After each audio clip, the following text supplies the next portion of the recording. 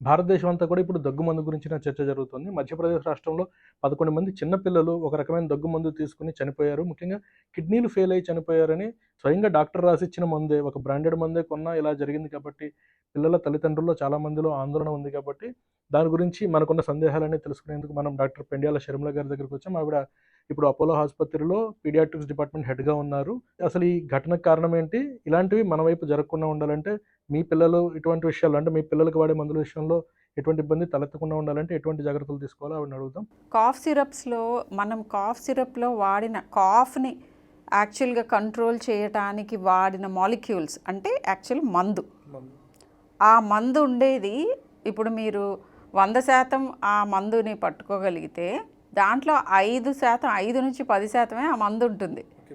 మిగతాదంతా సాల్వెంట్, తర్వాత ప్రిజర్వేటివ్, దాన్ని ఫ్లూయిడ్ స్టేట్లో ఉంచడానికి, అది కొంచెం మంచి టేస్ట్లో ఉండటానికి వాడే మిగతా పదార్థాలు. ఇవి మనకి మోతాదులోనే 5 mlలో ఇన్ని మిల్లీగ్రామ్స్ ఉండాలి అని ఉంటుంది. డ్రగ్ ఫార్ములేషన్ అంటాం, అది అలానే ఉంటుంది.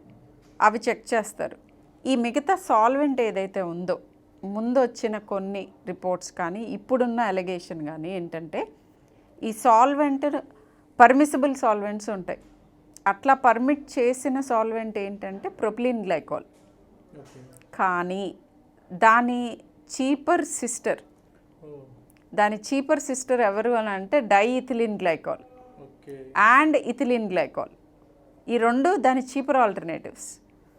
అదే కాకుండా చీపర్ కానీ అవి డెఫినెట్గా dangerous alternatives. Danger when it is a beyond a particular dosage, less than 0.5% మాత్రమే ఉంటే అది ఏ రకమైన వ్యాధిని కాజ్ చేయదు. ఇప్పుడు ఇనీషియల్ రిపోర్ట్స్ వచ్చిన దాంట్లో కొన్నిట్లో 48% వరకు ఉంది అని, ఆల్మోస్ట్ లైక్ 10 times మోర్. అదేమిటంటే ఆ మోతాదులో ఉన్నప్పుడు వీళ్ళు ఇప్పుడు చెప్తున్న లక్షణాలు అంటే పిల్లలు ఏ లక్షణాలతో అయితే చనిపోయారో, కిడ్నీ ఫెయిల్యూర్స్తో చనిపోయారు.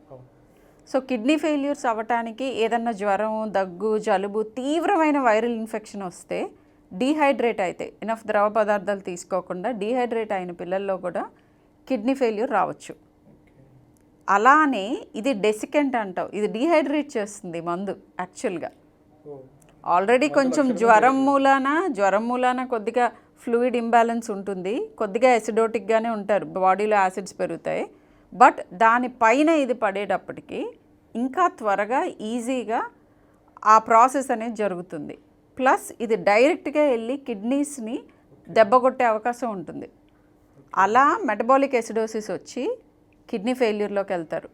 మొదటి 3 గంటల్లో ఈ డైఇథిలిన్ గ్లైకాల్ పాయిజనింగ్ అయితే ఏం చేయాలి అనేది మాకు నేర్పిస్తారు. కంటామినేషన్ తీసుకున్న మొదటి 3 గంటల్లో వస్తే డయాలసిస్ చేయొచ్చు ఆల్రెడీ కిడ్నీ ఫెయిల్యూర్లో ఉంటే. లేకపోతే ఈ యాసిడ్ బేస్ బ్యాలెన్స్ని కరెక్ట్ చేసే మందులు ఉంటాయి, బైకార్బ్స్ అని ఇస్తాం. సో అలా స్టెబిలైజ్ చేసి సపోర్టివ్ ట్రీట్మెంట్ చేస్తే డెత్ని ప్రివెంట్ చేయొచ్చు. కిడ్నీ ఎంతవరకు హిట్ అవుతుందనేది that is a later thing, but first ఇదే.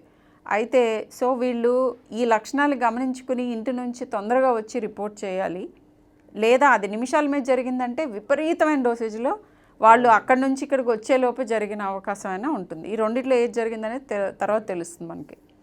సో అసలు ఇదేనా అని కన్ఫర్మ్ చేయడానికి కూడా ఇంకా మనం ఇన్వెస్టిగేట్ చేయాలి. డెక్స్ట్రోమెథార్ఫెన్ అనే ఒక కాంపౌండ్ ఉంది, క్లోర్మెన్ఫెనరమిన్ అనే ఒక కాంపౌండ్ ఉంది. ఈ రెండు మోతాదుకి మించి తీసుకుంటే ఇలాంటివి జరగచ్చా, అసలు కాఫ్ సిరప్స్ ఇవ్వచ్చా, ఇలాంటి క్వశ్చన్స్ కూడా చాలా వస్తున్నాయి.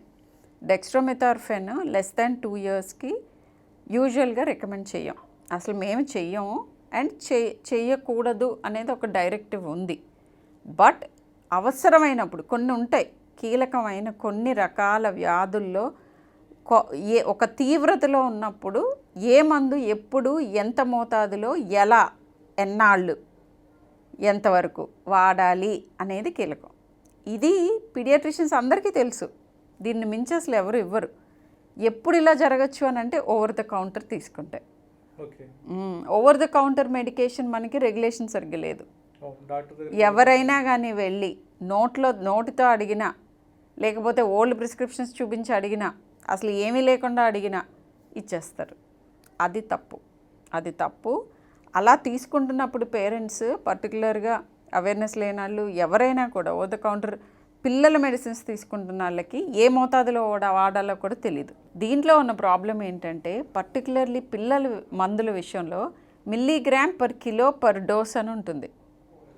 సో నేను 10 కిలోలు ఉన్నప్పుడు నేను ఇచ్చిన డోసు మీ చైల్డ్ 12 కిలోలప్పుడు తేడా ఉంటుంది, 15 కిలోలప్పుడు తేడా ఉంటుంది.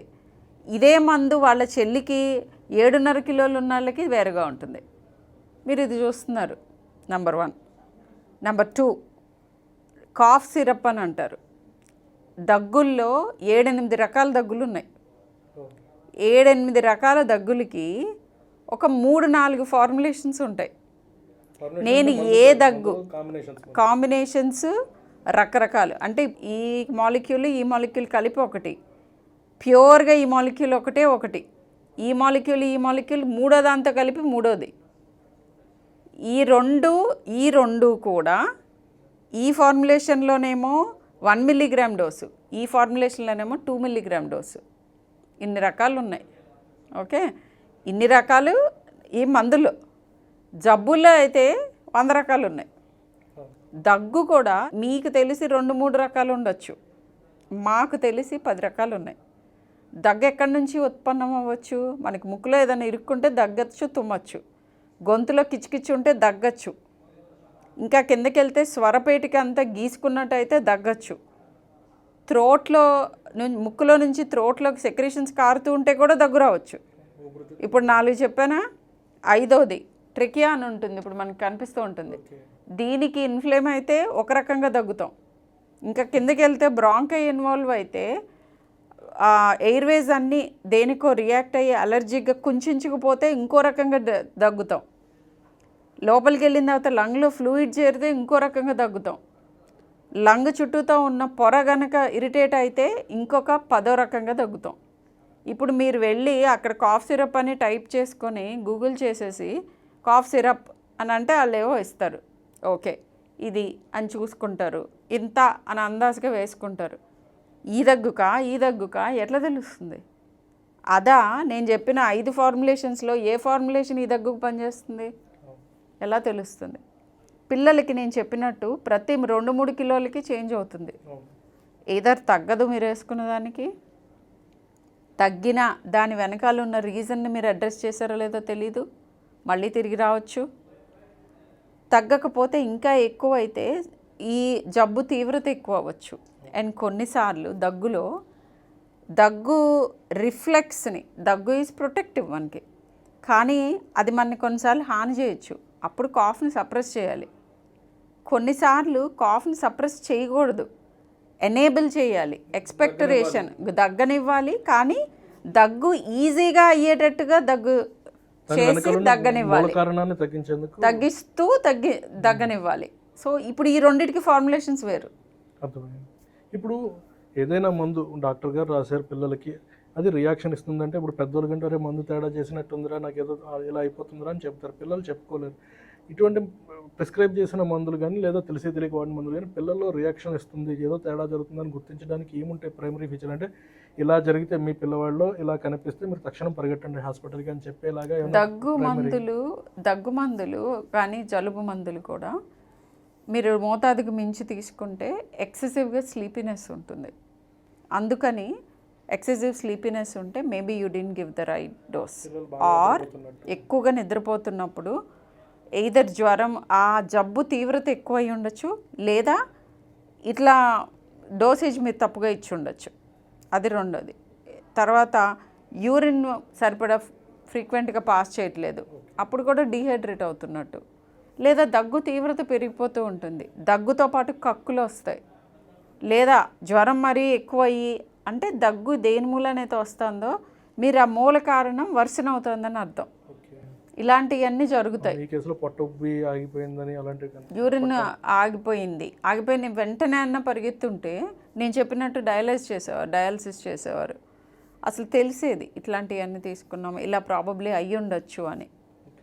అయితే ఈవెన్ దగ్గు మందు కూడా ఒకసారి తెచ్చుకున్నప్పుడు నేను చాలామంది తల్లిదండ్రులు నాకు తెలిసిన సర్కిల్లో గమనించాను, పిల్లలకేమో ప్రాబ్లమ్స్ ఈ రోజుల్లో తరచూ వస్తున్నాయి. అస్తమానం మీకు ఫోన్ చేయలేరు, అస్తమానం పరిగెట్టుకు రాలేరు. ఒకటి ఫిజికల్గా రావడం కుదరకపోవచ్చు, 2 ఫైనాన్షియల్గా కూడా మళ్ళీ ఏమైతే బర్డెన్ అవ్వచ్చు అనుకుంటారు. సో వాళ్ళు స్టాండర్డ్గా ఏం చేస్తున్నారంటే ఒక బాక్స్ మెయింటైన్ చేస్తారు. అందులో జ్వరానికి ఒక సిరప్, దగ్గుకోటి, జలుబుకోటి ఒక బాక్స్ ఉంటుంది. నేను చాలామంది తల్లిదండ్రుల దగ్గర చూసాను, యంగ్ పేరెంట్స్ దగ్గర, వాళ్ళందరి దగ్గర. సో జ్వరం వచ్చినప్పుడల్లా అది తీసి 2 డ్రాప్లు వేస్తుంది, వీడికి తగ్గిపోతుంది. చాలా బాగుంది కదా, వర్కౌట్ అవుతుంది అని అనుకుంటున్నారు.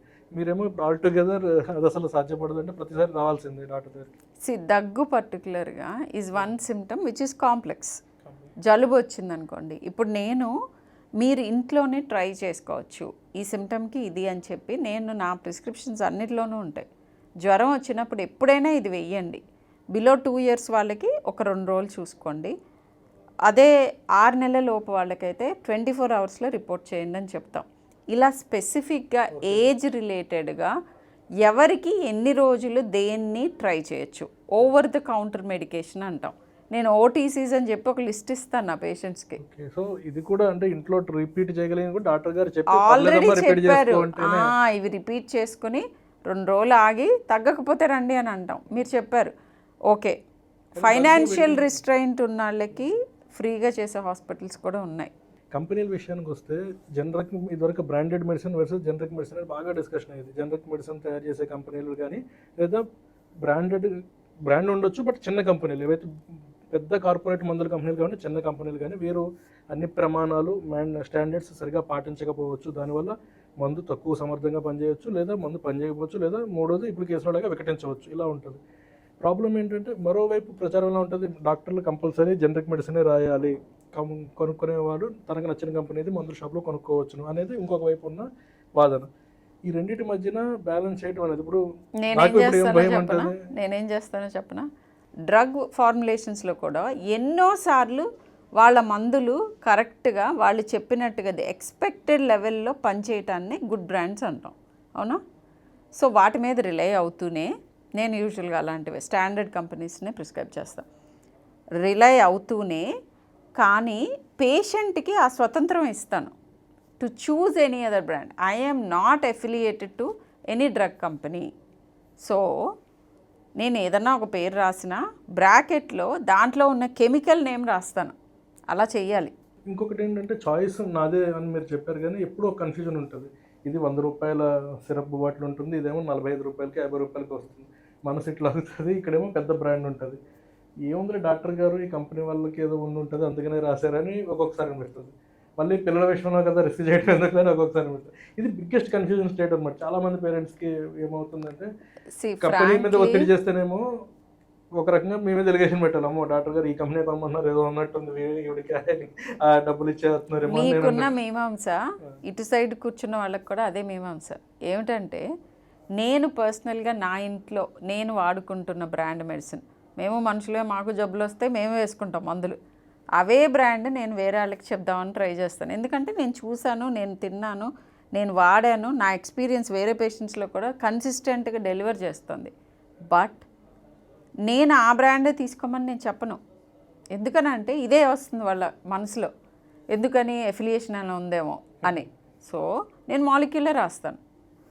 అలాంటప్పుడు ఎలా ఫాలో అవ్వాలి, నా పర్సనల్ ఎక్స్పీరియన్స్ లేదంటే ఒక కపుల్ ఆఫ్ ఆప్షన్స్ చెప్తాను. గుడ్ ఫార్మసీస్, మీకు ఎప్పుడు మీ నైబర్హుడ్ గుడ్ ఫార్మసీస్ ఉంటాయి కొన్ని, ఎప్పుడు కూడా అక్కడ నుంచి ఏ మెడిసిన్ మీకు ఎలాంటి ప్రాబ్లం క్రియేట్ చేయలేదు. అలాంటి ఫార్మసీస్కే వెళ్ళి తీసుకోండి. అక్కడ మీకు అన్లిమిటెడ్గా ఒక 20 బ్రాండ్లు అయితే ఉండవు ప్రతి ఫార్ములేషన్కి. వాళ్ళు పెట్టేవి 3-4 పెడతారు. ఆ 3-4లో ఏదో ఒకటి సెలెక్ట్ చేసుకుని తీసుకోవటం. This is how you have to buy medicines. అంటే మళ్ళీ దగ్గు దగ్గరకు వస్తే మీరు చెప్పినట్టుగా మిగతా వాటితో పరిస్థితి కాంప్లెక్స్. ఎందుకంటే దానికి అదే జబ్బు కాదు, వేరే జబ్బుకి ఇది బయటకు కనిపించే లక్షణం కూడా కావచ్చు. ఏ చిన్నపిల్లల్లో ఇది మ్యాండేటరీ అండి, ఇక్కడ నుంచి ఇలాంటి దగ్గు వస్తే మీరు కంపల్సరీ హాస్పిటల్కి రండి, లేదంటే ఇంటి దగ్గర ఉండి చూడొచ్చండి అని మీరు చెప్పగలిగే ఒక లిస్ట్. సో ఏ కాఫ్ అయినా కానీ మన తిననివ్వట్లేదు, పడుకోనివ్వట్లేదు, ఈ 2 లక్షణాలు కంపల్సరీ డాక్టర్ దగ్గరికి వెళ్ళాలి. ఒకవేళ తినటంలో ఇంటర్ఫియర్ అయినా, నిద్రలో ఇంటర్ఫియర్ అయినా, లేదా ఈ కాఫ్తో పాటు ఇన్సిసెంట్గా విపరీతంగా కంటిన్యూస్గా కాఫ్ వస్తుంది ఊపిరి తిప్పుకొని ఇవ్వకుండా, లేదా కాఫ్తో పాటు ఆయాసం ఉందనుకోండి రావాల్సిందే, కాఫ్తో పాటు హై ఫీవర్ ఉందనుకోండి రావాల్సిందే, కాఫ్తో పాటు రొప్పుతున్నట్టు చేస్తూ ఉంటాయి చైల్డ్ కంపల్సరీ చూడాల్సిందే, కాఫ్తో పాటు వేరే ఇతరత్ర తలకాయ నొప్పి, తీవ్రమైన తలకాయ నొప్పి, తీవ్రమైన కడుపులో నొప్పి, లేదా యూరిన్ పాస్ చేయకపోవటం, ఇట్లాంటి ఏ సిమ్టమ్స్ ఉన్నా ఇమ్మీడియట్గా వెళ్ళి చూపించుకోవాలి. లేకపోతే మీకు అదర్వైజ్ మీరు చేస్తున్నది అంటే ఇంట్లో చిట్కాలు కొన్ని ఉన్నాయి. స్టీమ్ తీసుకోవటం, simple antihistamines, anti allergy medication over the counter ఇచ్చేది ఉంటుంది. అలాంటివి పర్టికులర్లీ పిల్లల్లో మీకు మోతాదు తెలిస్తే ఆ మోతాదులో వాడి ట్రై చేసి స్టీమ్ ఇచ్చి సలైన్ డ్రాప్స్ తీసుకోవచ్చు. సో ఇలాంటి చిన్న చిన్నవి చేశాక తగ్గకపోతే కంపల్సరీ డాక్టర్ దగ్గరికి వెళ్ళాలి. ఇప్పుడు ఈ కేసులో మధ్యప్రదేశ్లో 11 మంది కేసులో వాళ్ళందరికీ సెకండరీ రీజన్ అంటే ఫస్ట్ కారణం ఏదైనా వాళ్ళు చనిపోయిన రీజన్ కిడ్నీలు వల్ల పోయింది. సో దగ్గుతో పాటుగా చిన్నపిల్లల్లో కిడ్నీలు తేడా చేస్తున్నాయి అని మనం ఎప్పుడు ఎలా గుర్తించవచ్చు? లక్షణాలు ఏమైనా ఉంటాయి? బయటికి కనిపించేది సింప్లెస్ట్ థింగ్ యూరిన్ అవుట్పుట్ అంటాం. అట్లీస్ట్ 6 to 8 అవర్స్కి ఒకసారి ప్రతి ఒక్కళ్ళు ఏ ఏజ్ వాళ్ళైనా కానీ యూరిన్ పాస్ చేస్తూ ఉంటారు. యూరిన్ పాస్ చేయకుండా మోర్ దెన్ 10 hours అవుతుంది అని అంటే అది దగ్గు ఉన్నా లేకపోయినా, జ్వర తీవ్రతలో కూడా కొంతమంది అలా జరుగుతుంది. That is not a good sign. మీరు ఇనఫ్ ద్రవ పదార్థాలు తీసుకుంటూ ఉన్నారా లేదా అనే దానికి థంబ్ రూల్ ఏంటంటే యూరిన్ ఎంత ఫ్రీక్వెంట్గా పాస్ చేస్తున్నారు అనేది. సో ఫ్రీక్వెన్సీ ఆఫ్ యూరిన్ తగ్గగానే ఇమ్మీడియట్గా you have to take. Yes. So ద్రవ పదార్థాలు, అందుకే జ్వరం వచ్చినప్పుడు ఫుడ్ తినాల్సిన అవసరమే లేదు, రెస్ట్ తీసుకుంటుంటే మనం ఎక్కువ ఖర్చు పెట్టాం ఎనర్జీ. ద్రవ పదార్థాలు మాత్రం తాగుతూనే ఉండాలి అని చెప్తాం మేము. రీజన్ ఇదే కిడ్నీస్ మీద. ఇంకొకటి ఏంటంటే మనం తీసుకునే మందుల్లో మోతాదులోనే తీసుకున్నా కూడా జ్వరానికి కానీ నొప్పికి కానీ పెయిన్ కిల్లర్స్ కొన్ని ఇమ్మీడియట్గా డీహైడ్రేట్ అయిన బాడీలో కిడ్నీని హిట్ చేస్తాయి వెళ్ళి. సో అందుకనే ద్రవ పదార్థాలు తీసుకోవాలి అని చెప్తూ ఉంటాం. ఈ లివర్ మేడం చిన్నపిల్లల్లో లివర్కి సంబంధించిన అది పారాసిటమాల్ ఒక్కటి అన్నిటికంటే కామనెస్ట్ ఫీవర్ మెడిసిన్. అది మోతాదుకి మించి తీసుకుంటే లివర్ టాక్సిసిటీ వస్తుంది. మోతాదు ఈజ్ వెరీ ఇంపార్టెంట్. బయటికి తెలుస్తుందా లక్షణం ఏదైనా? లక్షణం తెలవటం కష్టం. లక్షణం మనకి లివర్ ఫెయిల్ అయిన తర్వాత కొన్నాళ్ళు అయిన తర్వాత తెలుస్తుందేమో కానీ ఇమ్మీడియట్గా మీరు ఇట్లా మందు వేసుకోగానే లివర్ మీద దెబ్బ తగిలినా కూడా అప్పటికప్పుడు ఇమ్మీడియట్గా తెలియదు. అండ్ మీకు అనుమానం ఉందనుకోండి, పారాసిటమాల్ పాయిజనింగ్తో వస్తారు పిల్లలు. పాయిజనింగ్ ఎలా జరుగుతుంది అని అంటే అది చాలా తీయగా ఉంటుంది మందు. అందుకనే దానికి చైల్డ్ లాక్ పెట్టడం మొదలుపెట్టారు కంపెనీస్. తీసుకోవడానికి వీలు లేకుండా చేస్తారు. కానీ చైల్డ్ లాక్స్ని కూడా విప్పగలిగిన పిల్లలు ఉంటారు. పిల్లలకి తరచూ అవసరం వస్తుందని పెద్ద బాటిల్ కొని పెడతారు. వన్స్ ఓపెన్ చేశాక ఎక్స్పైరీ డేట్ ఉంటుంది. ఓపెన్ చేసి అది ఎండలో పెడతాడు, వానలో పెడతాడు, చల్లో ఉంచుతాడు, ట్రావెల్లో తీసుకెళ్తాడు, బస్సులో వేడిలో తీసుకెళ్తాడు. అది వాడొచ్చు అలాంటి మందులు? దాని గురించి ఏమైనా ప్రికాషన్స్ చెప్తారు? యా. సో ఒకటి ఏంటంటే ఎక్స్పైరీ డేట్ కంపల్సరీ. కొనేటప్పుడే మీరు ఎక్స్పైరీ డేట్ చూసుకోవాలి. అండ్ పీరియాడిక్గా మీరు వెళ్ళి మీ మెడిసిన్ కబోర్డ్లో ఉన్న మెడిసిన్స్ అన్నింటినీ చూసుకుని ఎక్స్పైర్ అయిన వాటిని పడేస్తూ ఉండాలి. నెంబర్ 1. నెంబర్ 2 ఏంటంటే యాంటీబయాటిక్స్ అయితే కంపల్సరీ ఆ 5 days 7 days డ్యూరేషన్ వాడిన తర్వాత మళ్ళీ వాడకూడదు, మిగిలిపోయినా పారేయాలి. అది చాలా క్లియర్. అండ్ ప్రతి డ్రగ్కి అది పనిచేసే టెంపరేచర్ ఒకటి ఉంటుంది. వాటిని మేము ముందే చెప్తాం. ఈ మెడిసిన్ కొన్ని యాంటీబయాటిక్స్ వీటిని ఫ్రిడ్జ్లో పెట్టుకోవాలి. కలపగానే ఫ్రిడ్జ్లో పెట్టుకుని ఫ్రిడ్జ్లో నుంచి తీసుకుని కోల్డ్గా ఉన్నప్పుడే అది పనిచేస్తుంది. ఆ టెంపరేచర్లోనే దాని ఫార్మకలాజికల్ యాక్షన్ ఉంటుంది. సో అలానే తీసుకోవాలి. కొన్ని సన్లైట్కి ఎక్స్పోజ్ కాకూడని ఉంటాయి. అవి డ్రై ప్లేస్లో సన్లైట్ నుంచి దూరంగా పెట్టాలి. వాటన్నిటికీ యూజువల్గా బ్రౌన్ టింటెడ్ బాటిల్స్లోనే పెడతారు అసలు కంపెనీ వాళ్ళే. సో అలాంటి వాటికి ఇప్పుడు టెంపరేచర్ సెన్సిటివ్ ఉంటాయి కొన్ని. అలాంటివన్నీ కూడా మేము ఆల్రెడీ ఇచ్చేటప్పుడు చెప్తాం, దాని మీద రాసి కూడా ఉంటుంది. మిగతా మెడిసిన్స్ ఇట్ డజంట్ మ్యాటర్. మీరు ఎక్స్పైరీ డేట్ వరకు శుభ్రమైన ప్లేస్లో కరెక్ట్ కంట్రోల్డ్ ఎన్వైరన్మెంట్లో మీరు దాచుకుని ఉంటే వాడచ్చు. సో ఓవరాల్గా పిల్లల విషయంలో టేక్ అవే ఏంటంటే సొంత నిర్ణయాలు, సొంత పెత్తనాలు చేయకుండా, అంతే కదా ఒకళ్ళ సింగిల్ లైన్లో చెప్పాలంటే.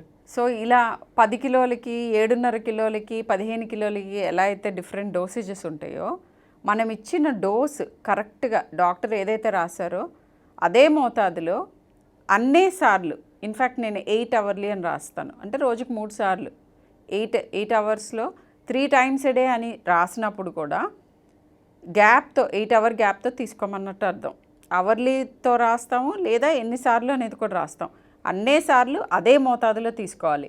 అండ్ ఒకవేళ జబ్బు తీవ్రత ఎక్కువ అవుతుంది, ప్రతి ఒక్కరికి చెప్తాం మేము, 2 రోజులు చూసి పెరుగుతుంటే మళ్ళీ రావాలి అని. చాలామంది అవే కంటిన్యూ చేస్తూ కూర్చుంటారు ముదిరిపోయే వరకు. 2 రోజులకి అబ్బా ఎవరు వెళ్తారులే, ఇంకో రోజు చూద్దాం అట్లా చూడకూడదు. ఎందుకంటే మాకు తెలుసు ఈ జబ్బు 3వ రోజున ఇలా తిరిగే అవకాశం ఉంది. అందుకని నేను 2 రోజులే ఇస్తాను మీకు వ్యవధి. 2 రోజుల్లో కానీ కాంప్లికేట్ అవ్వకపోతే పర్వాలా, బండి సరైన డైరెక్షన్లో వెళ్తుంది. లేనప్పుడు బండి డైరెక్షన్ మార్చాలి అని అంటే ఈ మందు మాని ఇంకో మందు యాడ్ చేయాల్సి వస్తుంది. అందుకనే రమ్మంటాం తిరిగి. ఇలా ఫాలోఅప్స్కి కూడా కొంతమంది నెగ్లెక్ట్ చేస్తారు. ఇలాంటప్పుడు ఆ పర్టికులర్ జబ్బు తీవ్రత ఎక్కువైపోతుంది. ఈ మందు అవసరమైనప్పుడు కాకుండా అనవసరమైనప్పుడు వాడుతూ ఉంటారు. ఇలాంటి చాలా కాంప్లెక్స్ థింగ్స్ ఉంటాయి. మీకు చూడటానికి మీ దగ్గర నా దగ్గరికి 4 సార్లు మీరు దగ్గుతో వచ్చినప్పుడు నేను అవే 2 మందులో 3 మందులో నేను వాడుతూ ఉండొచ్చు. కానీ దాని వెనకాల ఇది రాసే ముందు నేను చేసే థాట్ చాలా ఉంటుంది. ఈసారి వచ్చిన జబ్బు ఏంటి, దీని మూలాన ఏమేమి అవ్వచ్చు, రైట్ నౌ ఇప్పుడు ఉన్న వైరస్లు ఏంటి, వీటిల్లో ఉన్న కాంప్లికేషన్స్ ఏంటి, ఇవన్నీ కూడా నేను మీకు ఎక్స్ప్లెయిన్ చేస్తూ ఉంటాను.